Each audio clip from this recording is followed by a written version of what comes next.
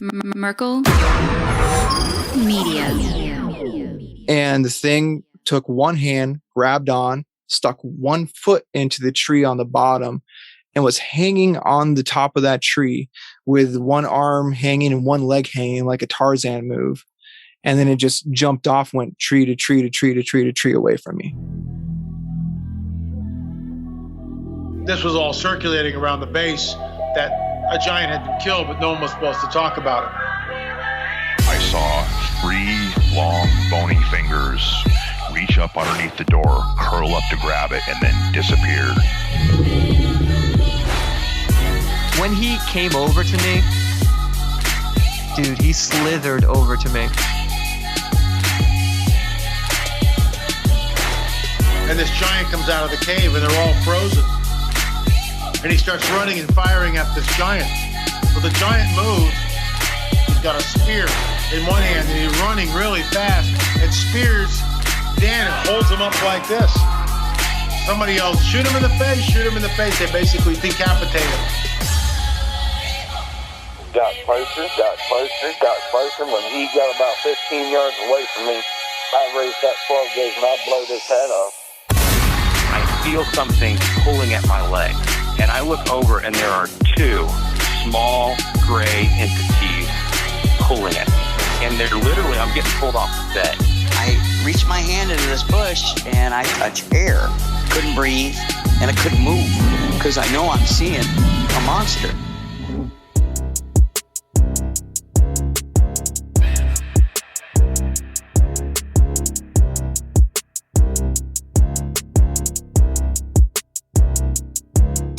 Yeah.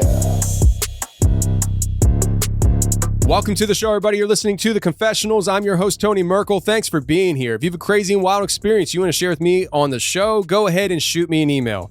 My email address is theconfessionals@theconfessionalspodcast.com. That's theconfessionals@theconfessionalspodcast.com. Or go to the website, theconfessionalspodcast.com. Hit the contact section. You can reach me that way as well. Either way works for me. Just get a hold of me. Friends, if you want more of The Confessionals on a weekly basis, just go to theconfessionalspodcast.com, hit the join button, and become a member, because when members become members, they get access to membership episodes every Thursday. They get access to the overtime segments, and they get access to the Tuesday shows ad-free on the app. So if you want all the perks that being a member offers, go to theconfessionalspodcast.com, hit the join button, and become a member, and you'll get access to all the goodies. Now, friends, we are in uncertain times, so you want to make sure you and your family are prepared and good to go. So go to preparewiththeconfessionals.com. That's preparewiththeconfessionals.com, and there you can get yourself emergency supply food and survival gear that will last you up to 25 years on the shelf. That's some great value for you, friends. And in these times, you just want to make sure everything's good to go on your front, the home front. So if that interests you and you want to make sure you guys are good to go to preparewiththeconfessionals.com. You'll be able to get everything you need in survival situations right there. Also, we're on YouTube. The Confessionals is on YouTube. Please go to YouTube, hit subscribe, because that's where we're dropping our very first documentary on the Kentucky Dogman right there on YouTube. You're not going to want to miss it. And just last week, we picked up over 500 new subscribers on the YouTube channel. Thank you very much for everybody who's going ahead and hitting subscribe. Make sure you hit that alarm button so that you're always notified when we drop something new on the channel, which is going to be changing its name the week we drop the documentary. So when we drop that documentary, it's no longer going to be called The Confessionals on YouTube. It's going to be called Merkel Media, because it's going to house everything that I do, not just The Confessionals. I plan on doing a lot of cool stuff, friends, right there for your viewing pleasure. So go ahead, hit subscribe on YouTube, and I greatly appreciate it. Also, if you're not doing it already, go ahead and follow us on Instagram, The Confessionals on Instagram, but more importantly, Legion of Legends on Instagram. That's Legion_of_Legends_. We have an Instagram account now for Legion of Legends because the documentary is on such a high level. We wanted to separate things and kind of create its own page. So you can go ahead and follow us on Instagram, Legion of Legends, right there. And let's see if we can get to 1,000 followers on the Instagram page before we drop the documentary. I think we're at almost 800 now, so I think that's pretty doable. Let's see if we can get 1,000 followers on Instagram before we drop the documentary. Thanks in advance, everybody. Now, I just want to let you know, before we get into this week's show, next week's show, we're doing a reversal. So next week on Tuesday, we're dropping the member show, and then next week on Thursday, we're dropping the public show, and you'll understand why next week we're doing this. I'm not going to spoil it now, but next week's episodes are lots of fun. It's a different kind of week next week, and I'm really looking forward to it, and I know you guys are going to love it. But this week's show is a jaw dropper, friends. It's a jaw dropper. We have Emmett coming on the show today, and the first hour, he shares a lot of great stories, including this time where he was hunting and saw a white dog man. He describes what he looked at, what it looked like, what it did, which was absolutely phenomenal.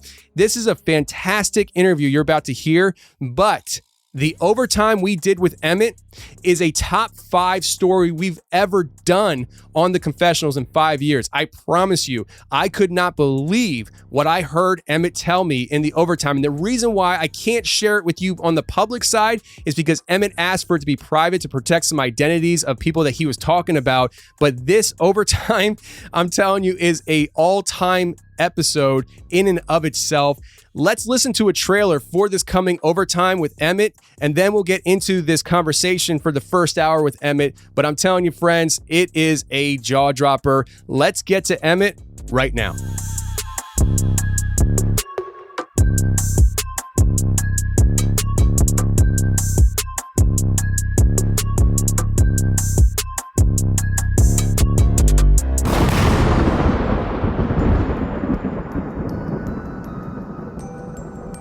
Growing up, I went to summer camp almost every year from the time I was like 10 years old. And as time goes on, you get out of the camping age, and at that point, I was able to go on to be like they call it teen service at that camp, where you kind of go, you help out, clean dishes, wash things, clean stuff, you know. And then after that, I got to be a counselor. And camp for me was always fun. It was always great. And for the years I worked there, it was great too. But this story, man, is something else.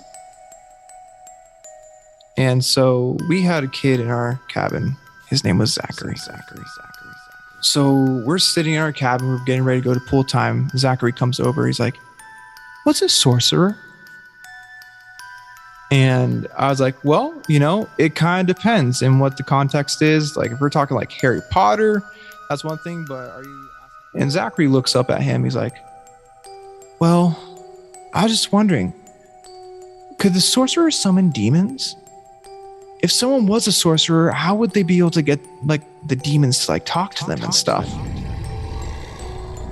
That day, they packed us a like picnic lunch, right? And so they had enough food for the kids to have like some carrots and a PB&J and stuff. And I'm handing out the carrots, and Zachary's there, and I put some carrots on his plate, and he's like, "I want some more carrots." I was like, "Well, buddy, go ahead, finish what you got. When you're done, I'll give you more, you know?" He's like, "I want more carrots now." And so we go throughout lunch, and I look over, and Zachary hasn't touched a single carrot there. And I look, I'm like, "Hey, Zach, listen, you gotta finish those carrots, buddy. You asked for them, you took them, you gotta finish them." He looks at me, he's like, "No, I don't want to finish the carrots." The day goes on, he misses pool time, we get to dinner. I'm standing in line, and I'm behind this kid. And he looks over, and the lunch lady is handing out the macaroni salad. And she gives him a scoop of salad. And he looks back at me. He looks at her and says, "I want another scoop." I was like, "Whoa, Zach, listen, we just went through this. Let's not do this again. Okay, let's take one scoop." And he's like, "I want another scoop." I'm like, "Listen, if you take a scoop and you don't eat it, you're not gonna have dessert." We're eating, and I look over, and the kid hasn't touched a single bite of macaroni salad. And I'm like, "Zachary, come on, gotta eat the salad, man." And he's looking down his plate. He's like, I don't feel like it. And Josh looks over like, Zachary, you gotta eat your salad. And he looks down. He's like, I don't want to.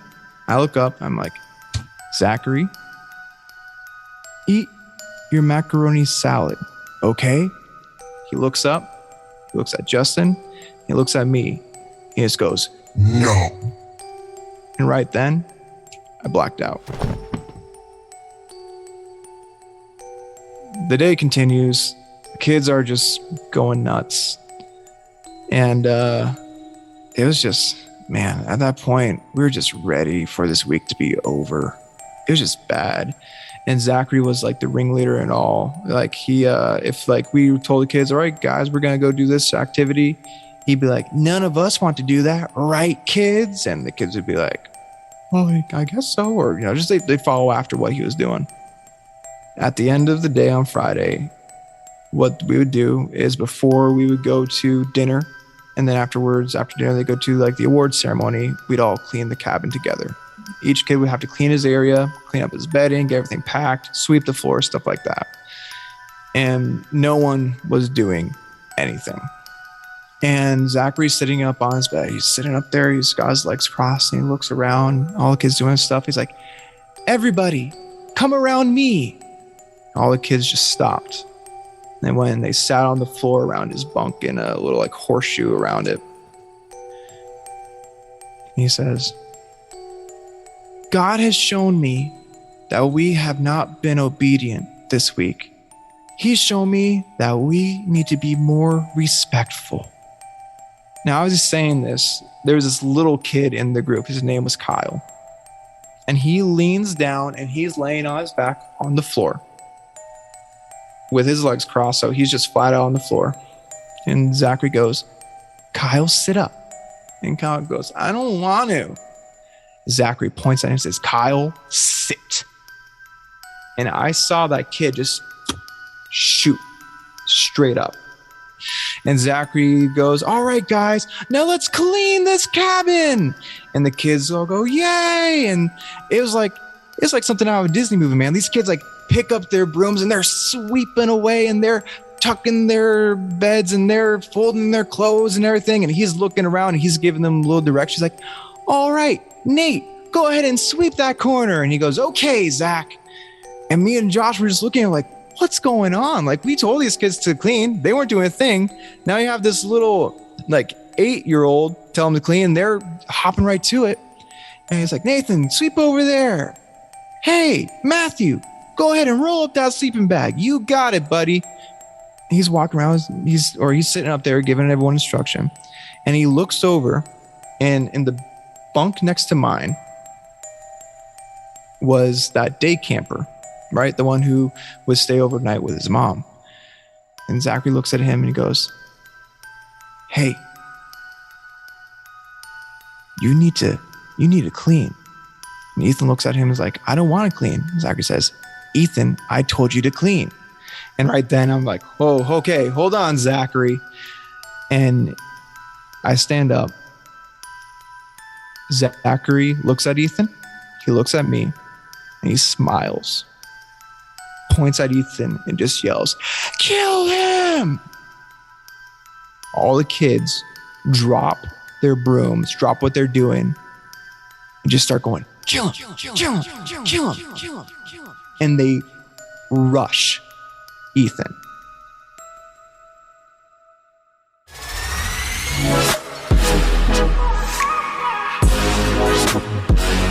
All right, today we got a great guest coming on. Emmett, how are you, sir?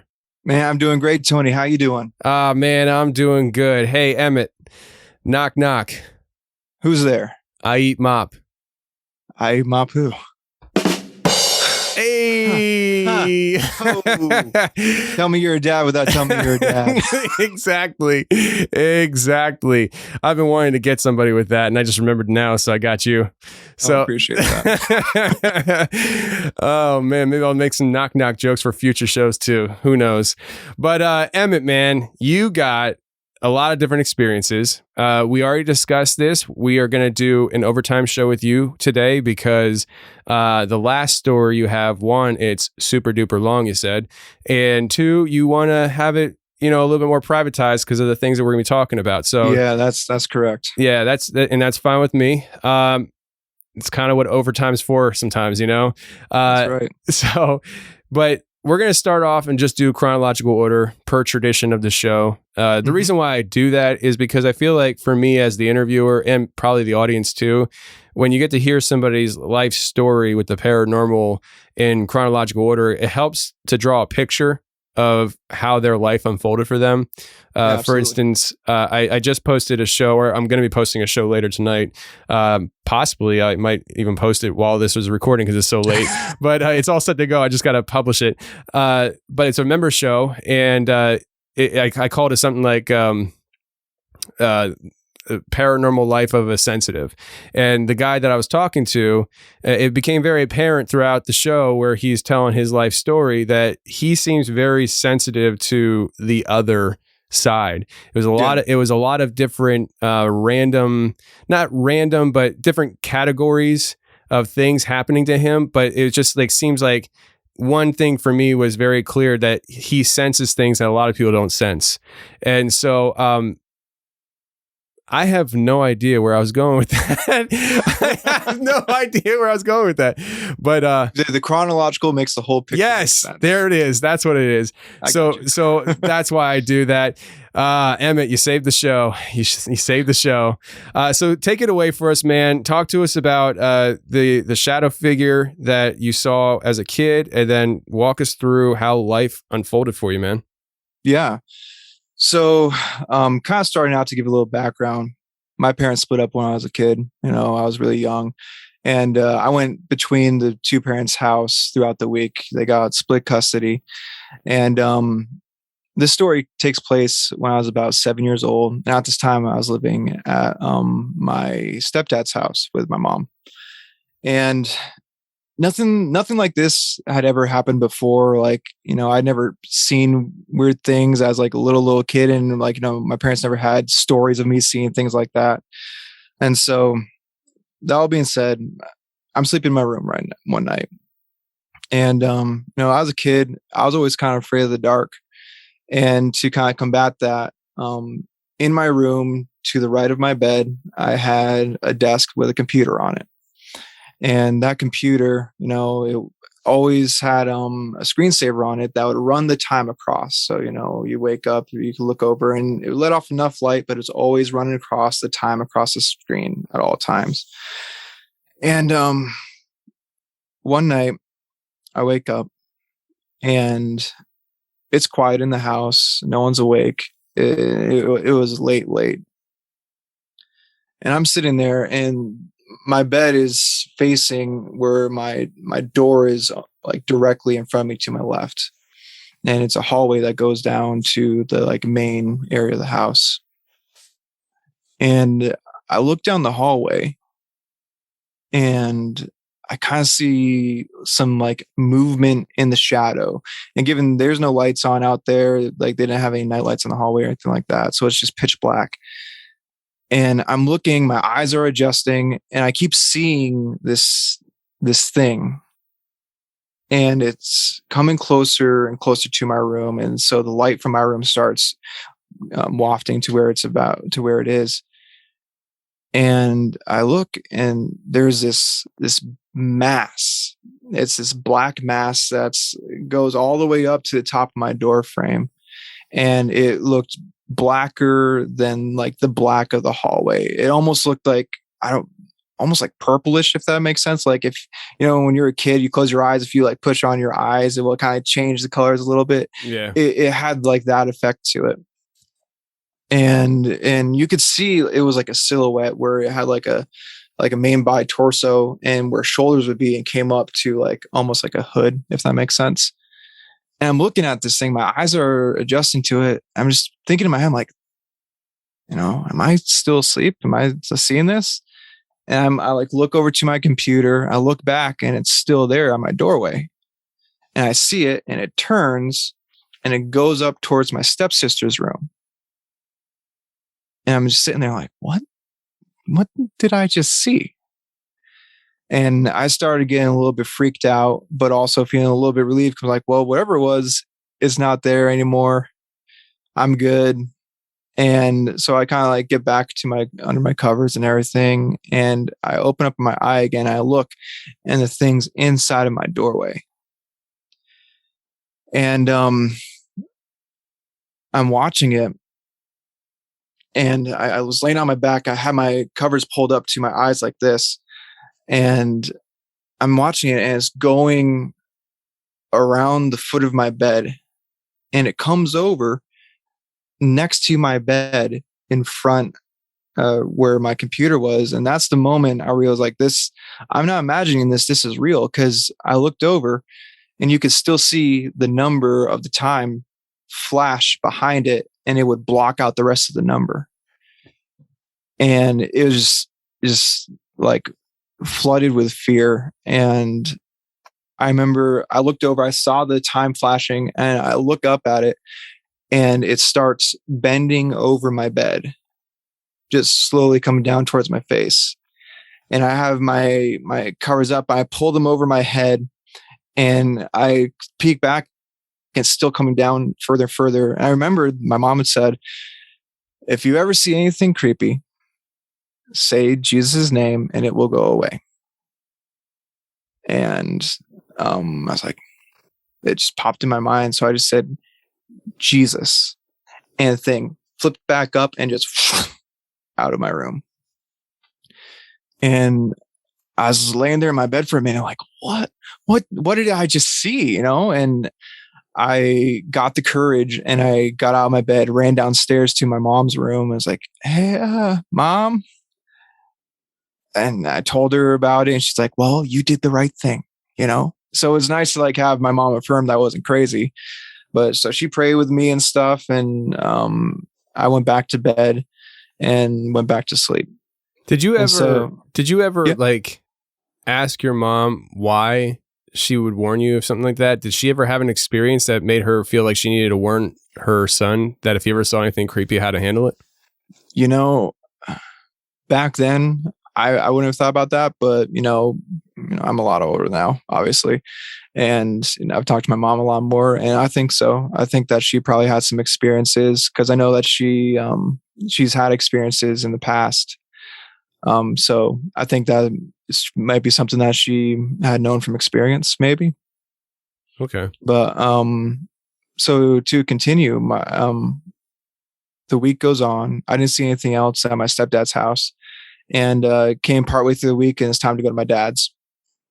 And so at my dad's house, I always slept with the door open. And I remember it was my first night back at his house, and I had a bunk bed there, and there was a night light in my room, and it lit up the room pretty good. And I was asleep, woke up middle of the night, and I look at my doorway, and that thing, that dark, blacker than black, just shadow, is standing right outside my door.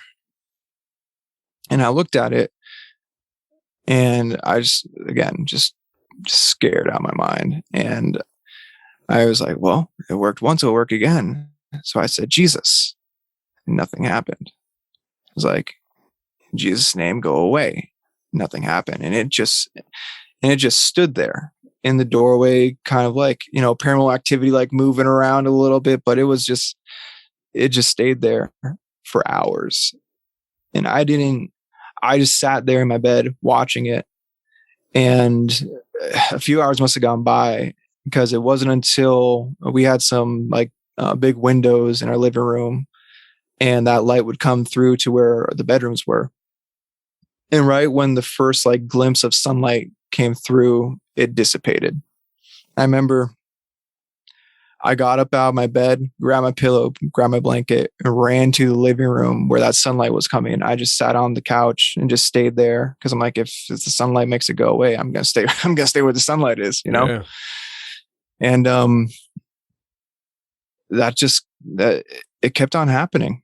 And what's odd is I didn't see it again at my mom's house. But I did see it again several times at my dad's house. Never came into my room. Always stay at my doorway. But I'd wake up specifically right around 3:00 in the morning, and that thing would stay there till like 4:30 when the first glimpse of sunlight would come up, and then would just disappear. And I remember like going back to my mom and telling her about it. And she told me that she had seen the same thing after I'd had already like had that first experience and everything and gone between the houses 1 or 2 times. She told me that one night she woke up and that thing was standing in her room. And she said that what she did is she stood up, looked at it and said, "In the name of Jesus, stay away from me, stay away from my family." And it disappeared. And so, and now looking back on it, that's probably might be why I never saw it again at my stepdad's house. But I kept seeing it. And this was going on for probably about 2 weeks or so. And this was in the summer. And every summer, my dad, he would take us and another family would come with us too. And we'd go to Cape Cod to go camping and just like regular tent camping there. And so I knew that was coming up in a few days. And I was so excited. I'm like, okay, we're going to Cape Cod. I'm not going to like, this thing's obviously not going to come camping with me. So I'm going to like not have to deal with this. And maybe I can, figure out a way to get it to go away. I don't know. Like I just didn't know what to do because I was already telling it to go away and it wouldn't. And so we get to Cape Cod, right? And our two families, we had like 6 kids between the two families. And so, the parents would stay in a tent with like one of the little kids and my parents would stay in their tent. And then in the tent that I had, it was me in the middle, my buddy Jake next to me, and my sister on the other side. And I remember we had been there for like 2 out of the 5 days that we were going to be tent camping. And, if you've been tent camping before, that the places are lit up with these big fluorescent lights, light up the roadways. If you need to go walk and find, the restroom in the middle of the night or something, you can see your way. And so I wake up one night and it's dead quiet outside and I'm kind of just looking around and, I notice that there's something blocking out the light on my tent. And I'm looking, I'm like, what is there like, I thought maybe there was like one of the adults had gone up or was, I don't know, getting a snack or coming back from the bathroom or something, but it wasn't moving. And I'm looking, I'm like, what is this? And it's big, like it's the size of like a tall adult. And so we have, those flaps that you can pull down and you can see like through the screen mesh. And so I kind of move the flap and I look and that same just black shadow thing is standing outside the tent, behind the tent. And I freaked out and I started shaking my sister. I'm like, Nina, get up. Nothing. And I start and I shake Jake and he's not getting up. He's not waking up. And I started punching. I'm punching him in the arm like, Jake, get up. And nothing. And I'm sitting there and I can see the shadow moving around the side of my tent. And it comes to the front of the tent. And I remember I stood up and moved to the back of the tent. I'm just watching this thing, the shadow in front of the tent. And I start to see the zipper on the tent start to unzip. And it's just slowly coming down. When the tent's being unzipped, it just starts folding in. The door starts folding in. So this thing is unzipping and just little by little, the door is folding down. And I'm seeing this thing that's like absorbing the light outside. And it's it's moving. The zipper is physically moving down the tent. And for a split second, I thought, like, if this thing comes into this tent, like, it's not just me here, it's my sister and my friend. And I don't know what it was, something snapped. And I went from being terrified to just mad. And I remember I stood up, or I was already standing, and I just looked and I pointed at this thing. And now the tent door is like halfway open. I just pointed at it and I said, "In the name of Jesus, you stay away from me, you stay away from my family, and I rebuke you." And it just disappeared. The door's still hanging open, and like the wind's coming through, it's blowing it, and I look and kind of peered out the door, and there's nothing there. And I looked out the back, and there's no shadow or anything, and I just felt like peace, you know. And I just like felt like whatever it was actually gone this time. And so I zipped up the tent, went back to sleep, and to this day, haven't seen it again. Wow. Did when you were yelling like that, nobody woke up at all? So they just they kept sleeping?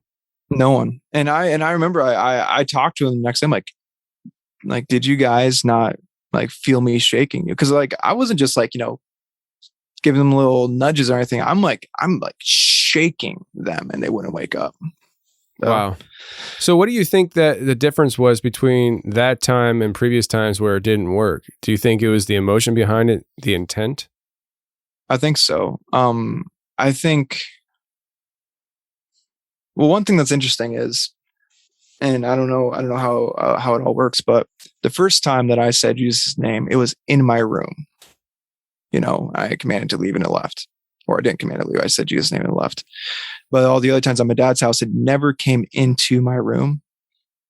So I don't know if maybe that was part of it, that like if it was like in my space, my domain, something that was like belonged to me, I could cast it out. But since it was like in my dad's house, maybe it didn't have the same like gumption behind it. But also I think part of it too is that, you know, when I was at my dad's house trying to get this thing to go, I was saying it out of fear. But when I was in the campground and I told it to go, I was saying it out of, I don't want to say anger is the right word, like righteous rage. Does that make sense? You know what I mean? Like, yeah. It wasn't like me cowering underneath its, you know, fear over me or its power over me. It was me standing up to it, if that makes sense. Yeah, it was more authoritative. Yes. Yeah, that's a good way to put it. Okay. Yeah, I'll tell you, man. And how old were you when that happened at the camp? It was like 7. Jeez. Yeah. Jeez. No thanks. I mean, 7 years old, my Lord. Did it scar you? I mean, was it something like, I know you said you felt this peace, but like moving forward, did you have these thoughts in your head like, I'm just waiting for it to return? Yeah. You know, it for a long time it did when I was a kid. When I got older, it kind of more became, you know, just an interesting story to tell. And it was just like far away in the past. And even now, you know, it's just, I don't know. I'm not worried about it, if that makes sense. Yeah. But back then, you know, especially when my mom told me that she had seen it too, that really, really freaked me out. But I never saw it again. So I can imagine even as a kid though, it's gotta be refreshing in a sense to know that mom saw it too. So yeah, you know, and which is interesting because like my parents were kind of polar opposite. Where my mom, she was went to a Pentecostal church, was very charismatic, but my dad, he went to like a very reformed church. And so when I would bring these things up to him, he'd be like, I wouldn't say they don't exist, but it doesn't happen now. You know what I mean? It's not for today. So yeah, exactly. So it's nice to, you know, have a parent there that, you know, didn't just believe me, but had also experienced it as well. So let's move on to these dreams you had as a kid with your grandfather. Yeah. I'm assuming they happened after this situation.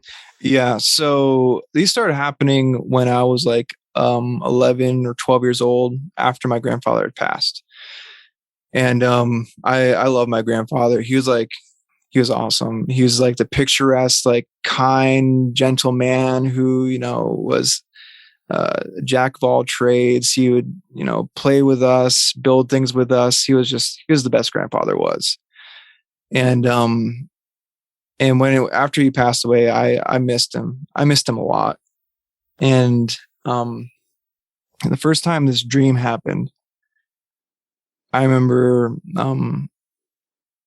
I was asleep, obviously I was dreaming, but if it was one of those dreams that just felt like tangible, like I knew I was there in the dream. Because in general, I usually don't remember my dreams. So when I do, there's something like specific about it. Yeah, I'm the same way. Yeah. And so I remember I'm in the stream and I'm sitting in my grandparents' living room. And my grandpa, he always had this nice chair that he would sit in, that it was a wooden chair that had like lion heads carved into the handles of it. And it was a dope chair. It's pretty cool. And I'm sitting there and I look over and my grandpa's sitting in the chair. I was like, oh, yeah. Okay, cool. And he looks over to me and goes, Emmett, how you doing, kiddo? I missed you. And so I went over, I talked to him. He asked me like how things were going with school. He asked, how my sister has been, what's been going on with the family, stuff like that. And I talked to him for a time. And at the end, he's like, all right, kiddo, well, I miss you. I love you. And I'll see you again. I was like, okay. And I woke up. It was weird. I woke up and it just felt like, I had been able to make that like a connection that I had been able to make in a long time. And time went by, maybe about, 6 or 7 months. And I started thinking about that dream more and more because, I'm a Bible believing Christian. And one thing it says in James is that it's appointed a man wants to die, and after this, the judgment. And so I'm a believer that, when someone dies, they don't remain on the earth. They don't, their spirit, doesn't stay here. And so one night I'm asleep and I'm that same spot. I'm in my grandparents' living room again. And I look, and my grandfather, he's sitting in his chair. And I got really excited because like in my dream, I remembered that I had talked to him previously, and it says the same thing. Hey, Emmett, how's it going, kiddo? How have you been? And I walk over to his chair. I'm standing there and I just start talking to him like, it's been great. Things have been good. I just started at a new school. So I was telling him about that. And then something in the back of my head was like, it's appointed a man wants to die. And after this, the judgment. And right when I thought that, I was like, hold on a second. You're dead. And if the Bible's true, how are you talking to me right now?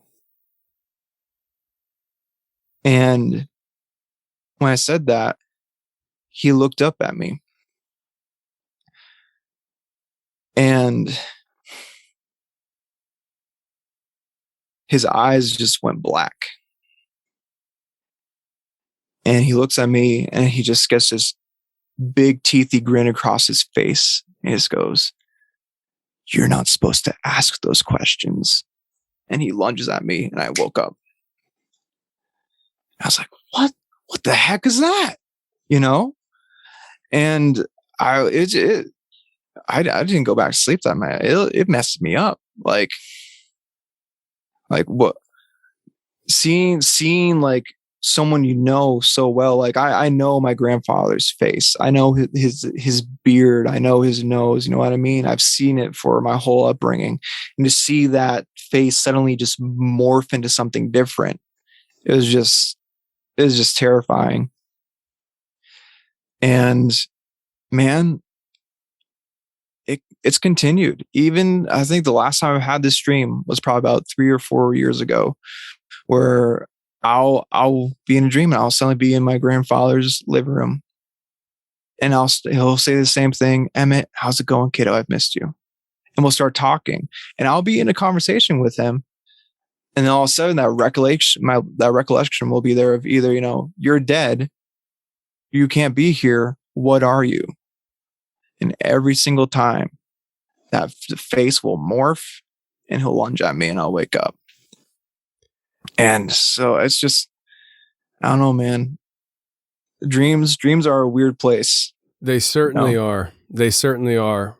And that's, it's such it's grounds that you're walking on that you just don't know how to totally define. So, because like one part of it is, hey, you're dreaming, you're sleeping. This is your imagination. Yeah. It's not real. And then there's other parts, and especially if you're a Christian, well, I don't know how many Christians actually read the Old Testament these days, but if you read the book, there's plenty of times that dreams hold significant weight, and that's right. And so with that in mind, let me ask you: do you think that this was simply a dream that you just can't shake your whole life, or do you think that there is something more? What you would, I'm assuming would define it as demonic then coming to you. And how do you reconcile that within your own head, where it's like, are demons visiting me in my head? Like, how do you think about all that? This is kind of the way that I look at it. And this is also kind of the stance I take on the whole idea of aliens and everything as well, is that, the concept of ghosts, someone remaining here afterwards, in this case, like with my grandfather being here beyond death, is specifically there to question the validity of scripture and what happens after you die. And so I think that those things happen to maybe gauge where I'm at in my belief, if that makes sense, to see like, hey, maybe if we convince him that his grandfather is still here, he'll, not believe in heaven or hell. You know what I mean? That there's something else, a different option. And so I think that's what it boils down to, that it was demonic to question. And maybe too, and the conversations, that first conversation, it was in depth. So maybe it was something, like probing to find a weakness or something that, like an emotional area in my life that, could be easily attacked or something. But yeah, man, I don't know. When you say how did it come into my head, I think it's kind of going back to dreams. I think that when you're asleep, when you're dreaming, you are much more prone to see into a different realm, a different dimension. You know what I mean? And so I don't think it was in my head. I think that, wherever my consciousness was, this thing was there too, if that makes sense. No, this all makes sense because it's all trippy. And I yes. I like exploring the thoughts behind these things and, seeing where people stand on it and what are your thoughts, because I've heard so many different people's interpretation as to what happens when we're sleeping with our mindset. Some people's theories like just boggle my mind. I'm just like, holy crap, that's crazy. Yeah, man. But I tell you, I feel like I say this a lot, but I'm sitting here listening to you tell that story. And one, I got chills. I like when you said he leaned in and said that to you. I got chills. But I'm sitting here thinking to myself, like, knowing who I am and what my sleep is, which is, I've said before in the show, I don't remember my dreams. I just don't. the only time, like you said, the only time I remember dreams is usually when it's pretty significant, where there's, and it's usually something evil. Like the last dream that I remember, I might even said this on the show recently, I don't remember, but the last dream I remember, I think it happened at least since my daughter's been born. She's how old is she? 10 months old. I remember I was sleeping, like literally I'm sleeping, but in my dream I wake up and I go downstairs and I walk over to the side door of my house, and we have a blind that you just pull down, and if you wanted to go up, you just kind of lift it and it retracts itself. Yeah. And it always sounds creepy. This is bad. we have a storm door that we put on that door as well past couple of years. And I don't even think I walked down. I think I just kind of, if the way I'm remembering it now, I just remember appearing before that door. Yeah. And the blind just flies up, and on the other side of the storm door is this shadow figure of a man or a woman, I don't know. Like, but a man as in human. It's like a some kind of being, all blacked out in shadow. But I had this sense that it was wearing like almost like a hoodie or something, and it was just standing there, like existing, peering into my home right at me. Like I don't remember seeing a face, but I had this sense that it was staring at me, and I shot up awake. Yeah. Another time, shortly after my son was born, the way my work schedule was at that time, I was getting up at like 5 o'clock in the morning to be at work at 6. Yeah. And so I slept on the couch for the better part of, I don't know, 6 months, 8 months, because he was sleeping in the bedroom. My alarm would go off. You don't want to wake him up. That's right. So I'm sleeping on the couch, and it was the first night that I slept on the couch. I fell asleep, and I couldn't have been asleep too long. And I just had this dream that there was something stomping up the basement stairs that was coming into my kitchen. And in my dream, I'm laying on the couch, and it slams the door open, and I'm in the living room. Like in my dream, I'm laying on the couch where I am actually laying. And it slams the door open, comes around the corner into my living room, and it's like a human figure, but it's all static, like TV static, and it's huge. Yeah. And I snap out awake, and I jump off my couch, and I run to the middle of my living room floor, like in a defensive stance, like complete confusion, you know? Yeah. And there's other times I remember dreams, but those are two recent dreams. I'd say recent within the last couple of years that I actually had dreams I remembered. But it's always significant in a sense where I was left with this feeling of evil. Yeah. And I sit here and I listen to you sharing your experience, and I hear other people's experiences with their dreams. And I wonder why I can't remember dreams for the most part. I wonder why there's like, is there something that I'm blocking out, or is it that I'm just a deep sleeper and it takes like the scary crap for me to remember? Yeah. I don't know, but well, man, I'll tell you what, like even just talking to the people I work with, you know, it always seems like the only ones that we ever remember are the freaky ones, you know, and you know, there's been times even down here where like me and a dude at my work, same night we had, and I'm this is 100% true, we had the same dream, and it was terrifying dream. We were like this, I was in this like old mansion, and this like girl, looks like the girl from The Ring type thing, was coming over and like screeching in my face, and it just like felt like terrifying. I remember sitting with him on post, and he was talking to me. He's like, "Hey dude, listen, it sounds weird, but can I tell you about the dream that I had last night?" I'm like, "Sure." And he tells me it's the same dream, down to the lights and the colors in it and everything like that. we're talking to each other like, first off, how is this possible that we had the same dream? But why do we both remember it? You know, what about this dreams? Because he's like me. Like, if I don't remember my dreams, except for there's like probably 8 or 9 dreams, some of them being the grandpa dreams, some of them being other nightmares I've had that I'll still remember to this day. It's like, why is it that same night we both have this dream, we both wake up and we both pull it through the whole day to the point where it's like we need to tell someone about it. You know what I mean? It's just, dreams are weird. I just had this thought in my head, and I don't know. I'm not claiming it's original. I'm sure there's.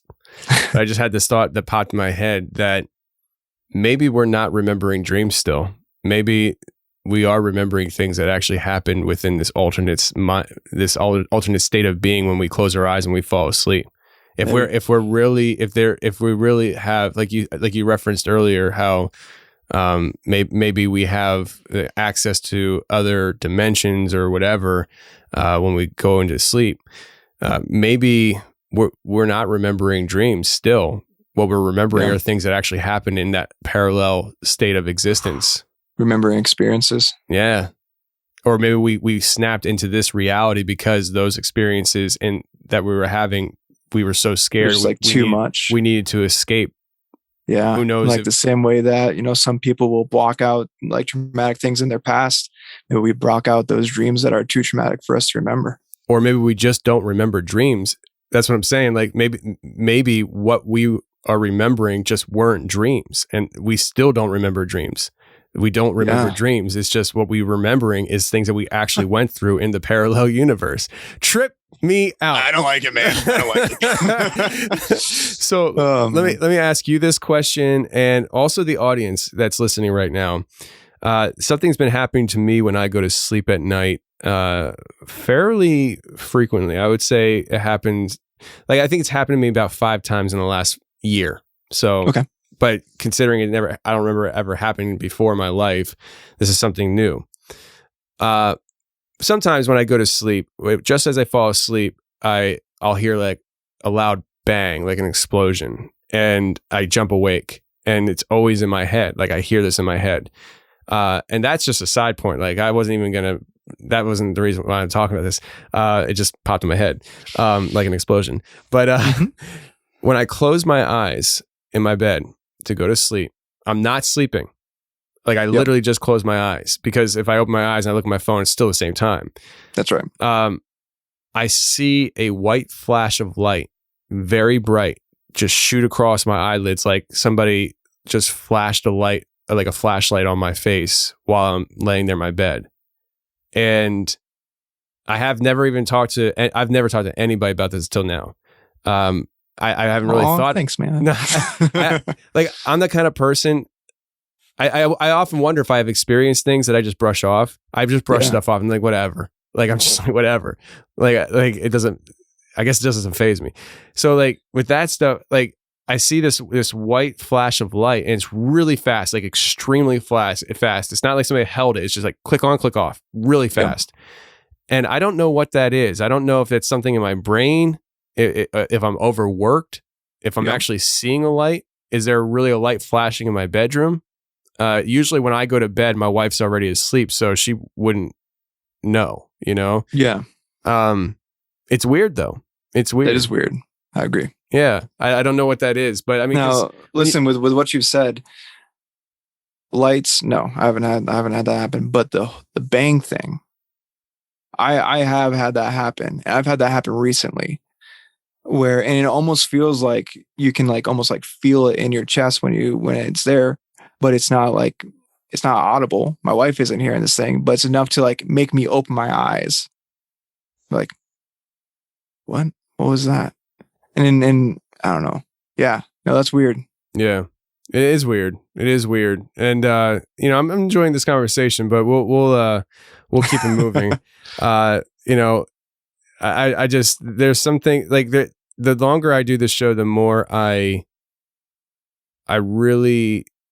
think about the dreaming stuff a lot. And what is it? What is this dream thing? Like, cause like you just traditionally think, oh, it's your imagination going wild. And then like, That just can't be true. I'm sorry. Yeah. It can't be true. I don't believe it for a second. Especially when you see things in your dreams that like you haven't seen before. Like how are you making these things up, you know? Yeah. And that's one thing, listen to your show, because I've listened to most of it recently. And when you listen to it so close together, you start finding like the similarities between the stories. And even recently, there's been a few people on who talked about their different dreams and stuff that they've had. And it's just like, man, there's got to be something going on with, you know, people from different parts of the country, different parts of the world who are experiencing these same things. Like, I don't know. Yeah. It's crazy. Oh, and also, side note to anybody listening right now, Mr. X Dreams had texted me telling me that you guys are going to his channel saying I sent you. So shout out to you guys who are going to his channel, checking him out. I appreciate you letting him know that I sent you.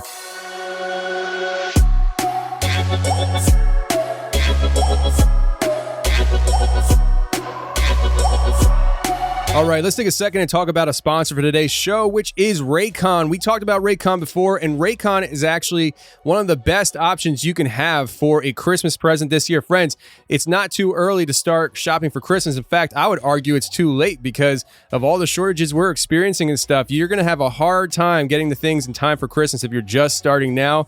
But try Raycon because it is a great gift for half the price of the competitors. What is Raycon?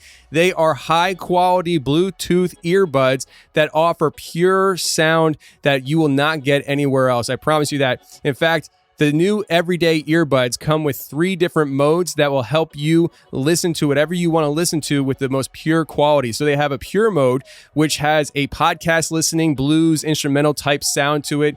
Then the balanced mode is also good for podcasting, rock, heavy metal, all that kind of stuff. And then the last mode they have is the bass mode. You guessed it, that's for hip hop, EDM, and reggae. Friends, I'm telling you, not only is it great with the modes, but it also offers 8 hours of playtime and 32 hours of battery life. You're not going to get this kind of quality anywhere else, friends. So go to buyraycon.com/confessionals today to unlock an exclusive deal up to 20% off your Raycon order. But hurry, this offer is available for a limited time only, and you don't want to miss it. That's buyraycon.com/confessionals to unlock 20% off your Raycons. Buyraycon.com/confessionals.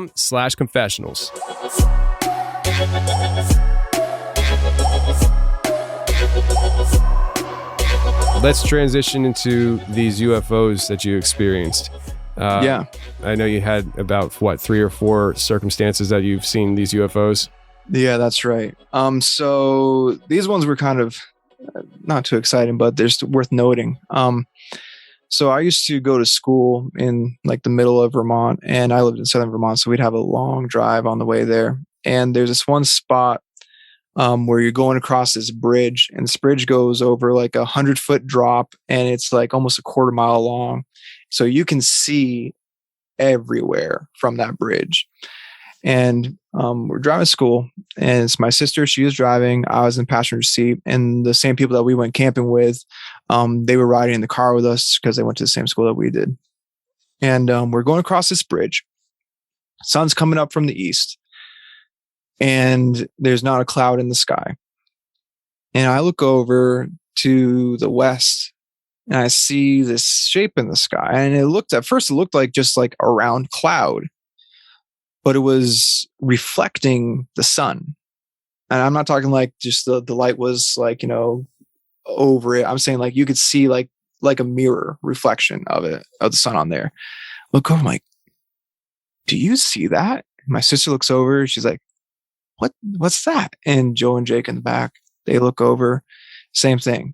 And we're looking at this thing as we're going across this bridge, and it's just sitting there, and it's kind of like wobbling a little bit, if that makes sense.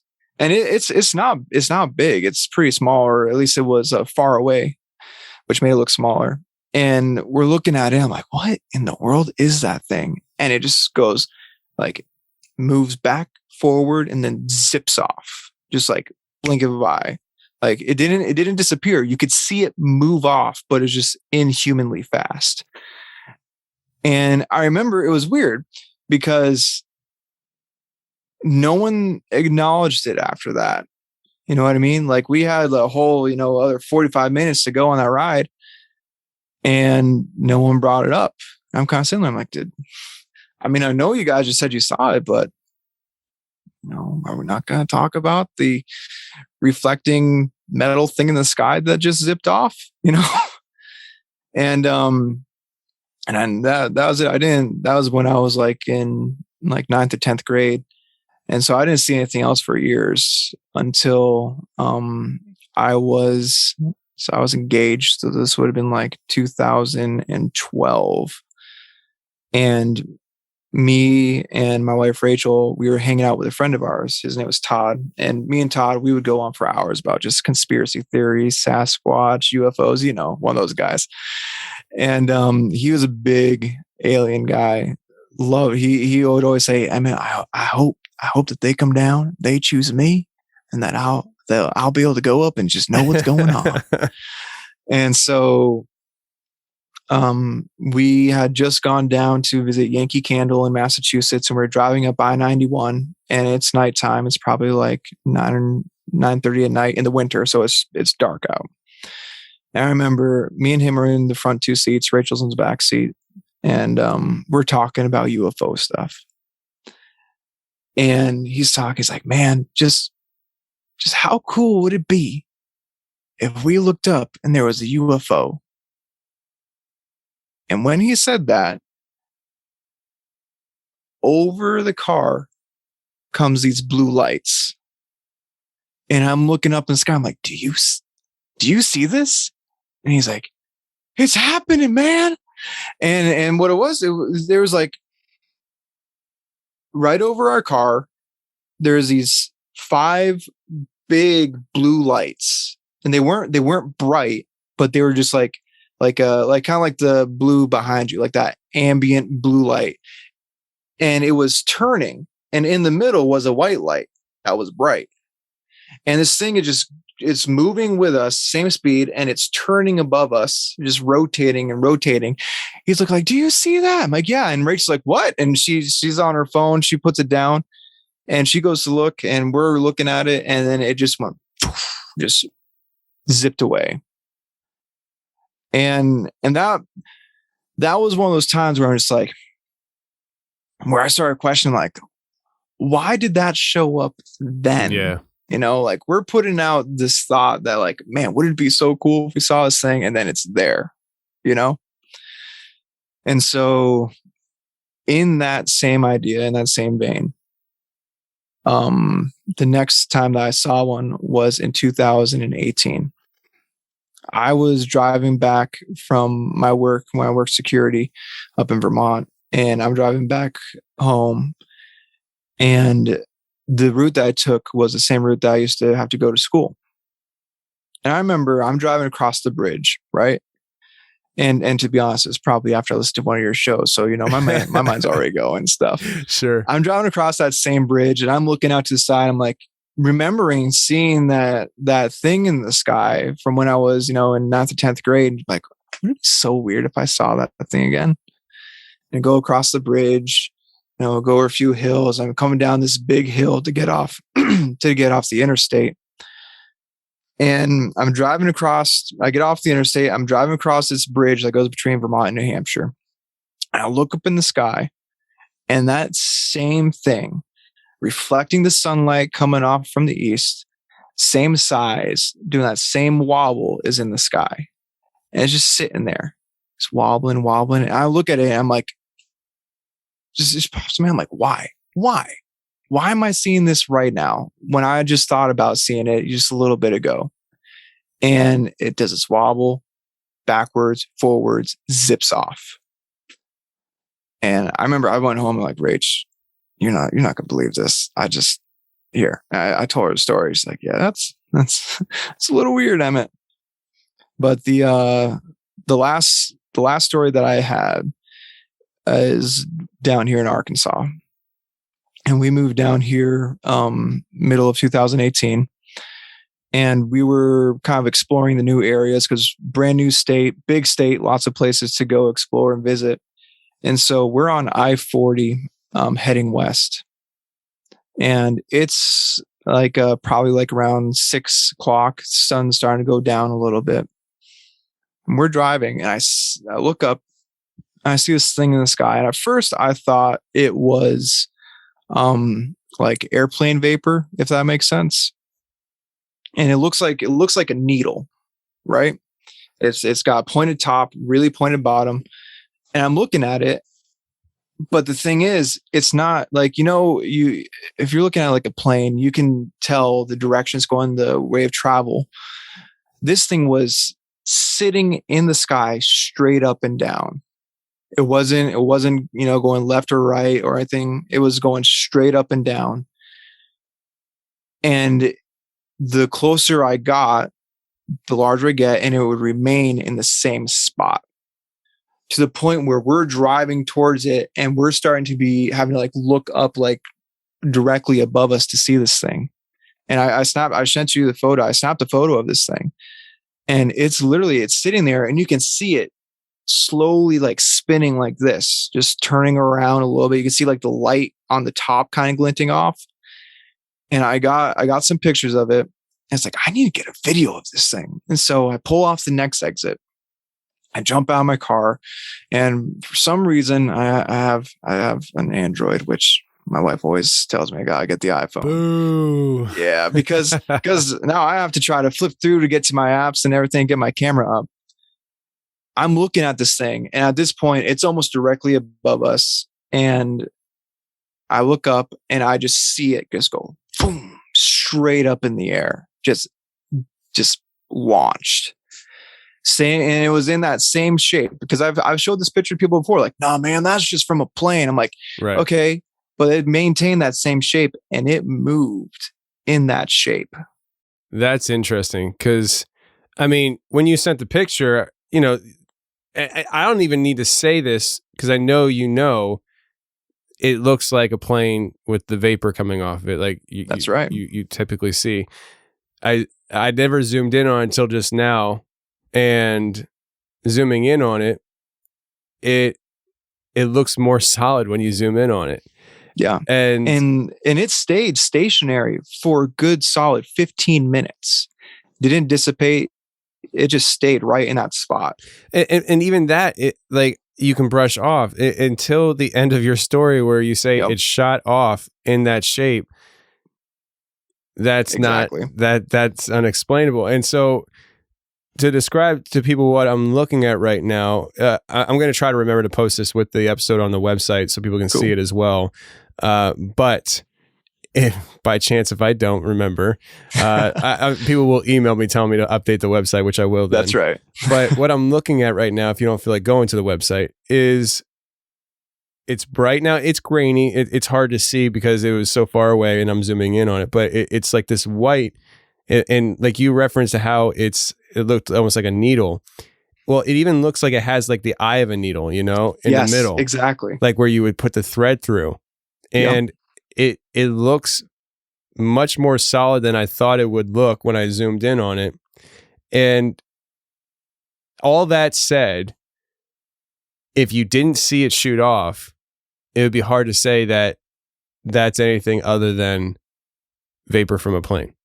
Exactly. But man, like, and that's one thing I've heard people talk about. Like, I remember hearing your show where the guy said the thing he saw turned into geese above him, And so, like, I don't know if there was something there that was being cloaked or something like that to look like it.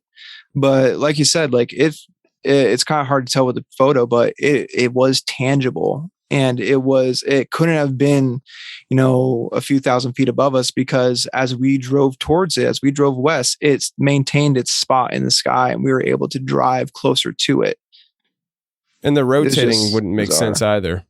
What was that? The rotating wouldn't make sense. Yeah. Yep. I've never seen that stuff rotate. And you can kind of see that at the top of that photo. It has like that little glint on the very top of it. And that's how you could see it rotating, because you could see that glint change. And it was just like shimmering. It was weird, man. It was weird. Definitely weird.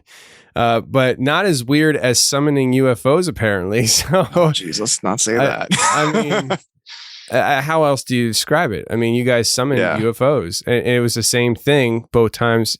in your presence. Yeah. That's great. That's like driving down the road, thinking of a song that pops in your head. You turn on the radio and that song's playing at the spot that, you were listening to it in your head. Who hasn't had that happen, Hey, maybe I was dreaming the other dimension and I had already seen this happening. So I was driving down the road. I was like, man, I'm going to see one today. Just thought of it. And you think it was just a thought popping in your head, but it was something that you knew from the other realm. All right. We're getting trippy on this show. I like it. That's right. I dig it. I love it. Yeah. Interesting UFO experiences. I mean, the fact that your friend was talking about it and then it happened, and then you were thinking about that time that happened and it happened again. Clearly, that you can't say that's coincidence. No. I'm sorry. And it is honestly, it was a little unsettling, Heck yeah. Yeah. Like even say it's military, right? Say it's the government and the government's listening. That means they're literally listening to your thoughts. Like, well, I mean, we already know that. You've seen when the ads pop up on your phone. Nope. I don't know what you're talking about. Everything's okay over here on the Confessionals. It's okay. We're not. I love Google. They're the best. Everything's great. Everything's fine. Look the other way. That's right. Yeah. No, the first time that ever happened to me, I was ranting to my dad at his house about something that I never looked up because I disdained it so much. I don't want to get on the topic of it. Yep. But and then lo and behold, I get home, I got Instagram ads for that thing, and I'm just like, really? Come on, guys. Oh man, they are listening to me. Give me some privacy. Yeah. So now when I say something crazy, I just say, I'm just kidding. I'm just kidding. Like I'm just trying to make sure I cover all my bases, CYA. Yeah. Oh man. But okay, let's move on. Okay, because you mentioned about how you work security. And you got, I don't know if it's just one experience like this or what's been going on at work, but one thing's for sure is you got some shadow people popping up at work. Bro, and I've only had one experience, but I've talked to guys who have been there for a long time.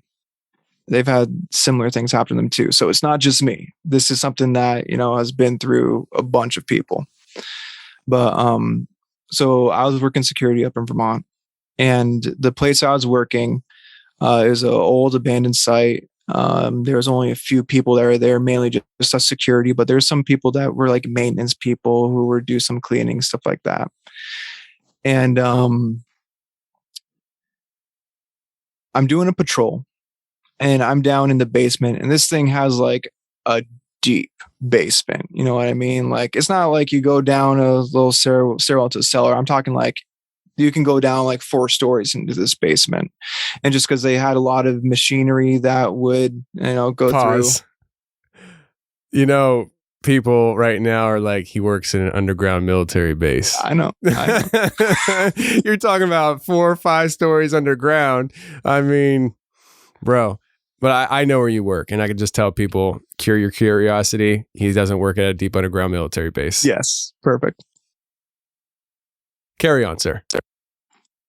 So, we just had some machinery that had to go up a few levels. And so with that, we had to go down, check the bottom of the machinery to make sure that everything was intact. Right.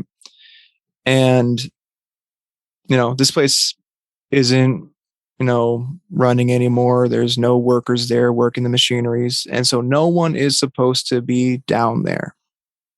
I'm doing my rounds. It's like 3:00 in the morning. And I hear someone walking above me on the grating. I'm like, what the heck is that? Because there's not supposed to be, I'm the only one doing a patrol right now. And I hear someone, they're walking the grating, and I hear the steps coming down the stairs. And then I turn my flashlight, and I look, I don't see anyone there. And it's really dimly lit in that place because, like I said, there's nothing going on there. We're just there to make sure, people don't, come inside and, vandalize stuff or something, And so I look, and I see a person walking on the grating, take the corner and go towards the machinery that I'm supposed to go check. I'm like, who the heck is that? And I'm just kind of like going through my brain, like, who else is supposed to be down here at that time? And I'm like thinking, there's no one. There's no one to be down here. So I go, I'm like, sir, excuse me.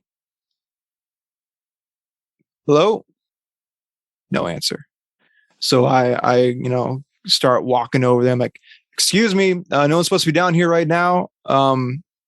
And I walk, and given there's no other doors, they're like, you take the turn to go check the machines, and that's it. Like, you check your machines, there's a wall there, there's a wall here, you turn back around, you leave same way, right? And so I take that turn, and I'm expecting to see some dude standing there,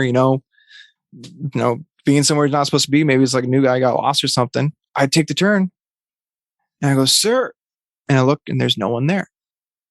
No one. I was just like, what the heck was that? And I get my flashlight, and I'm looking below the machines. I'm looking above the machines and stuff like that. I'm trying to think, like, maybe this guy was like hiding behind some pipes or something. Nothing. And so, I got on my radio, and I just like verified. I'm like, hey, is there anyone that's supposed to be down in the basement right now? And the lead guy is like, no, we don't have any work orders of anyone working down there. I was like, okay, well, never mind then. We're good. We'll just leave it at that. And so I went back to my next post, and we sat with a few guys on post at the same time. I told them, like, hey, have any of you guys ever seen anything weird here? And they're like, oh, you saw a guy in the basement finally. It's like, what do you mean saw a guy in the basement? And apparently people, other security officers, have seen this same shadow person in that same area. And now the story is that back in the day, there was a guy that worked at that place back when it was operational. And he was a little nuts and got a little jealous when his wife didn't want to be with him anymore. And apparently his wife and their stepdaughter went missing. And the investigation found like similar dirt and stuff underneath his tires to the location where that place is. And so everyone always thought that, they were doing new construction there at the time. So they thought that maybe he dumped the body there. Right. So everyone said that's the ghost of his wife was the one that's walking around. That was always the tale. But I don't know, man, like being security, knowing people aren't supposed to be there and going to confront someone and then just be like, there's no place this person could have gone. It was just bizarre. Yeah. I mean, so I'm sitting here listening to the story, and I'm thinking to myself, I really hope he has some kind of background story to what, possibly he saw, because knowing where you work, my mind started reeling. I'm like, dude, imagine if like some foreign like government has some kind of technology that allows them to spy like that. That'd be crazy. Oh yeah. But the place you're at, it's not in operation, right? No, yeah, there's nothing that's been going on there for years, and we're just there, like I said, make sure that no one comes inside that's not supposed to be there. Because I guess the machinery that's still there is really valuable, and so they don't want people to come steal machines and or other equipment or copper's stuff. Always copper's very valuable. So. That's right. That's right. Oh, interesting stuff, man. Yeah. I wouldn't want to have to go down in that basement if I knew that stuff was going on. Did it freak you out moving forward, having to do your rounds down there, or was it just like a one-time thing? You're like, whatever, it is what it is. Yeah, we all of us, even when we were in training, kind of learning the location, we all got bad feelings in that spot. You know what I mean? Just put off a bad vibe. And even I still work in security. I work at a different spot with a similar company. And there's places at the place where I work now where you're doing rounds and you just get that gut feeling like, I know I need to go check to make sure those doors are locked, but I'm not going to take my time doing it. I'm getting in and out because something just feels bad. So, yeah, I don't know. You got to do it because you got to earn that money. But outside of that, I'm not going to be hanging out in those basements any longer than I have to. Yeah. I when I was in college, I had the opportunity to do security work, and I actually turned the job down because of the place that they told me I was going to be working at, because it was like a security company that was going to, send me to a property that needed security. Yeah. And exactly, when I found out that I was going to be working at this place at night by myself, I was like, nope, I'm going to go find a soup kitchen somewhere. Not happening. Don't blame you. Yeah. Don't blame you. So, all right, let's wrap up this first segment. We're over an hour on this already, so that's great. Let's give the people this last category of conversation before we move into the overtime. Yeah. And it's Dogman. Dogman. You had an experience with Dogman, and you've also collected stories from other people who have seen such things. So take it away and share with us, what did you see out in the forest? Right on, man. So this would have been back in about 2012. Now, where I grew up in Vermont, my dad, he had some land, and it bumped up to like thousands of acres of forest. Just people who have, have families living there for a long time. They just own tons of woods. And I grew up hunting. I grew up, out in the woods in 4th grade, just looking to bag a deer. And I had blinds set up in our woods. But I always went to the same blinds every year. And so I got this new hunting rifle. I was all excited. I'm like, you know what? I know that out past our property line, going up the ridge, there's a nice oak grove. And this was September. I was like, I'm going to go up there, kind of scope it out, see if there's any signs, set up some new blinds. And in Vermont, in September, it opens up for black bear season. And so I was like, you know what? If I'm going to go out there, black bears, they love acorns. Maybe I'll get lucky and see something up there. And we'd seen some black bear on the trail cams that we had as well.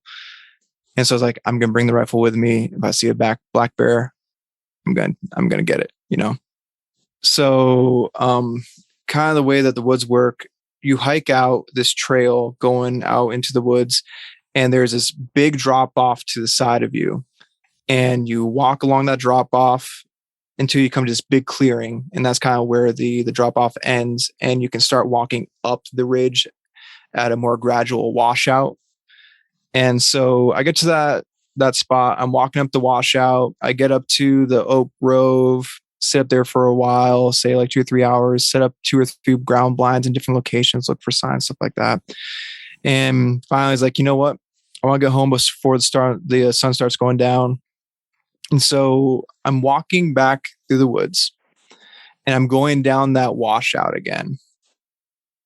And I start hearing crashing coming down that original trail that I came out on. And I'm like, whoa, what's this? And it doesn't sound like a deer. Deer, though, makes a noise, but it's more dainty. But this was like sticks breaking, like wood ripping, like it was loud. I'm like, thinking the only thing big enough to do that is a black bear. And so I got all excited. And I hear it come down the trail, and I can't see anything because it's still behind that ridge, but I hear it come towards the clearing. And I know that in that clearing at the end, there's an opening in the stone wall where a lot of animals will go through. So I look around. I don't have any cover or concealment. So I just sit down on the ground in that washout. And because that's where all the rain goes, there's tons of leaves everywhere. So I just get all the leaves and I pile them up all around me. I get it right up to my neck just in these leaves. And I hear it crash, crash, crash coming down the thing. And I post up with my rifle. I got my sights aligned, knowing right where it's going to come out. And it's louder, crash, crash, crash, crash. And then all of a sudden I see this thing jump out from behind the ridge into the clearing. And it's on a tree. And I see this thing, and it jumped onto the tree. I'm looking at it, and I had no idea what I'm seeing. I'm looking, and if you can imagine, this thing had like a torso like a man. It was a long torso, and it was white. It was just white fur. And looking back on it now, it'd be similar to, like, I don't know if you've ever seen like a young coyote when their hair is almost like a dusty blonde color. It looked just like that, like a dusty blonde fur. And I'm looking at this thing, And if you can imagine, its knees would have been like up to its chest, with its feet and like its toenails dug into the tree. Its arms were up to its shoulders like this, holding onto the tree. And you can see like muscles. You can see like the shoulder muscles in its necks and its traps and stuff. And it goes up to this huge head with these two pointed ears on top. And the thing that kind of, I was like, what is this? Was the tail, right? So I grew up with, we had a collie, and it looked like a collie's tail. You could have taken it off our dog and it would have been the same thing. And so that's when people have been like, oh man, that was a big cat. I'm like, no, a cat moves when it's moving its tail, it can move every vertebrae in it. And but when a dog moves its tail, it's wagging its tail. You know what I mean? And so I'm looking at this thing and I just see it's wagging this big bushy tail. I'm like, what the heck is this thing? I see it. It looks up the tree. And this is on like a big eastern pine. These things are like 140 feet tall. They had just logged the land the year before. So a lot of the trees around it were taken out. So it was just clean, no branches most of the way up. Right. I see this thing look up the tree, and it reaches up its arms, and this thing is like orangutan arm, like super long. It reaches up and just starts boom, pulling itself up the tree. And it looks like it's just running up the tree. Like you can see it's pulling up with its arms. You can see its triceps and its delts. Like you can see the muscles underneath this thing's fur. And it's pulling up, and you can see it pushing down with its legs, and you can see like the muscles in the legs flexing. And this thing scaled that entire tree in like 2 or 3 seconds. It was fast. It gets up to the top. And mind you, I'm seeing this all from like about 75 yards away through my scope, right? It gets up to the top of the tree, and it looks over to the tree to its right. And that's when I got to see like a side profile of its face. And it had a muzzle to it. And it wasn't like a pronounced muzzle like a German Shepherd or anything, but you could see like a snout to it, if that makes sense. And it looks over to the next tree, and it jumps off like this. And it pushes itself off the tree, jumps to the next one. And you can see its claws splay out as it grabbed onto the next tree. And it had such momentum that you could see the claws digging in and pulling itself around the tree to stop itself. And the thing took one hand, grabbed on, stuck one foot into the tree on the bottom, and was hanging on the top of that tree with one arm hanging and one leg hanging like a Tarzan move. And then it just jumped off, went tree to tree to tree to tree to tree away from me. And I sat there for like 30 minutes. I was waiting till it's dead quiet. And I'm like, I'm going to take the upper trail back to the house this time, not the lower trail. And man, I didn't know what I just seen, because I heard people talk about Bigfoot. Like I know a few guys I've seen Bigfoot up in that area, but I'm like, I never heard of Bigfoot with a tail or Bigfoot being that athletic, And I remember I got to my house. I'm like, Dad, like I just saw something. He's like, it sounds like an albino raccoon. I'm like, this thing was bigger than me. Okay. This is not an albino raccoon. And even like telling people over the years, like they're like, oh, maybe it's an escaped monkey or something like that. I'm like, first off, escaped monkey in Vermont, where is it going to escape from? You know what I mean? There's nothing up there to begin with. And you have to go through winter and stuff. So it wasn't until when I started listening to podcasts when I was working security, and I stumbled onto the whole topic of Dogman. And the first time I heard him, like it piqued my interest, especially with the description of what I had seen.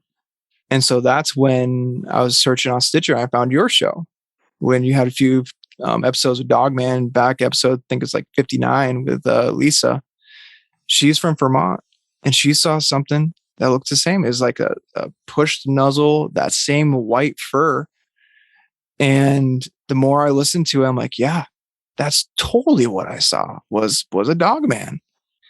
And so I've had people being like, well, if you saw a Dogman, why didn't it come up on the trail cams? I'm like, well, where I lived in Vermont, you could go for miles and miles through those forests. If it's jumping tree to tree, it has its own highway where nothing ever has to see it if it doesn't want to be seen. But yeah, so that's my story. You know, and on that note, the way you described it, it seems like that wasn't its first time doing the tree thing. Oh, you know? Absolutely not. Like you could, and this is the thing too. And I wish I had been smart and taken pictures, because I remember going, why didn't you shoot it? Yeah. Oh, I'll tell you why. I had a Savage Trophy Hunter 308. I didn't shoot it because I didn't think that gun could take it down. Hold on a second. So let me. Don't forget what you were going to say before I got I won't. smart. I won't. I got you. With you.